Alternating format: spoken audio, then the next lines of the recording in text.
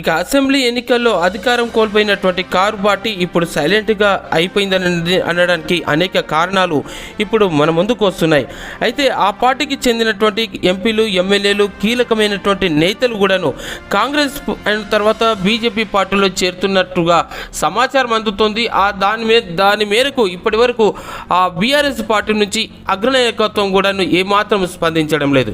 ఇక కేసీఆర్ మాత్రం ఇంటికే పరిమితం అయిపోగా వర్కింగ్ ప్రెసిడెంట్ కేటీఆర్, సీనియర్ నేత హరీష్ రావు, ఎమ్మెల్యే కవిత అరెస్ట్ ఇష్యూ మీదనే పూర్తిగా దృష్టి సారించి ఢిల్లీలో మకం వేశారు.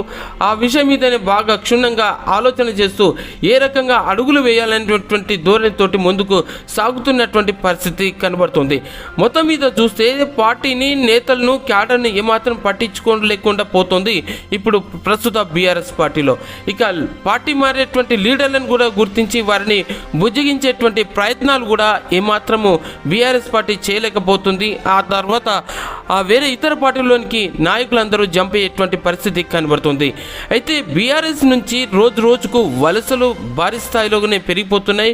ఇక వారి యొక్క రాజకీయ భవిష్యత్తు కోసం మెజార్టీ లీడర్లు కాంగ్రెస్ గూటికే చేరాలనేటువంటి ఒక సంకల్పంతో, దృఢ నిశ్చయంతో ఉన్నారు. ఇక అక్కడ కూడా ఛాన్స్ లేకపోతే భవిష్యత్తులో జాతీయ పార్టీ అయినటువంటి బీజేపీలోకి జాయిన్ అవుతే భవిష్యత్తు బాగుంటుందనేటువంటి ఆలోచనతోటి కొంతమంది చైర్పర్సన్స్ కూడాను అందులోకి జాయిన్ అయిపోతున్నారు. అయితే ఇప్పటికే వారంతా ఒక మూకుమ్మడిగా మంతనాలు సాగిస్తున్నారు. ఇక రేపో మాపో బీజేపీలోకి జాయిన్ అయ్యేటువంటి పరిస్థితి క్షుణ్ణంగా ఇక్కడ చాలా క్లియర్గా కనబడుతుంది. అయితే ఇప్పటికే సిట్టింగ్ ఎమ్మెల్యే దానం నాగేందర్ హస్తం కండువా ఆల్రెడీ కప్పేసుకున్నారు. త్వరలో కూడాను కొంతమంది ఎమ్మెల్యేలు, కీలక నేతలు కాంగ్రెస్లో జాయిన్ అవుతారనేటువంటి ప్రచారం మాత్రం జోరుగా వినబడుతుంది.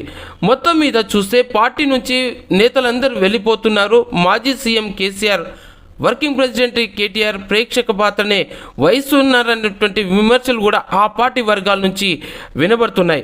అయితే ఆ పార్టీలో పనిచేసి ఉద్యమంలో కీలకంగా వ్యవహరించిన వారిని కూడాను ఆ పార్టీ నాయకత్వం ఏమాత్రం పట్టించుకోవట్లేదు అనేటువంటి సమాచారం కూడా బయటికి వినవస్తుంది.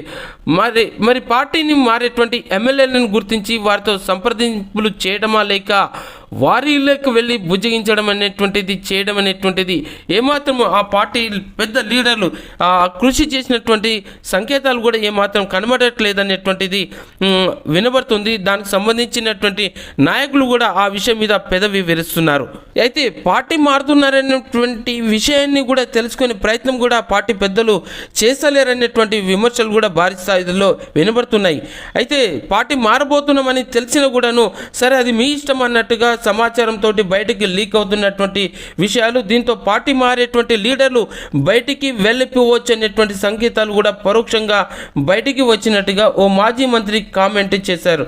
దీన్ని బట్టి బయట సమాచారం అంతా ఇదే రకంగా పాకుతోంది. పార్టీ మారే లీడర్లకు ఫోన్ చేయాలి, ఆయన ఇంటికి వెళ్ళాలి, సమస్య ఏంటో అడిగి తెలుసుకోవాలి, ఇవి చేయకపోతే ఏ లీడరు ఉండరు అనేటువంటి సదరు నేత అభిప్రాయపడ్డటువంటి విషయం ఇప్పుడు బయట సర్వత్రా వ్యక్తం అవుతుంది.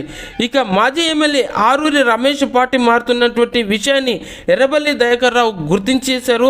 రమేష్ ఇంటికి వెళ్ళి ఆయన నచ్చబు చెప్పే ప్రయత్నం చేశారు. కేసీఆర్ వద్దకు కూడా తీసుకెళ్లారు.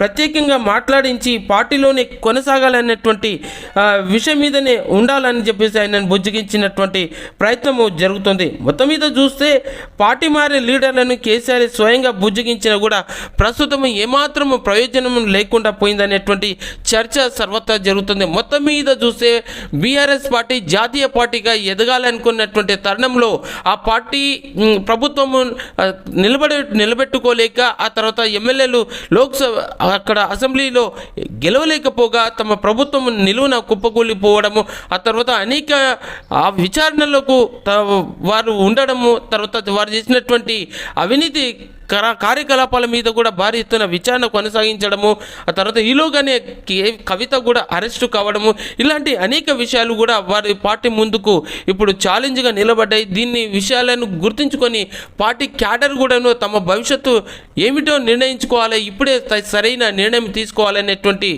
ఆతృతతోటి అటు కాంగ్రెస్, బీజేపీలోకి జంప్ కావాలనేటువంటి అత్యంత ఉత్సాహంతో ఇప్పటికే వాళ్ళంతా లైన్ క్లియర్ చేసుకున్నటువంటి సమాచారం కనబడుతుంది.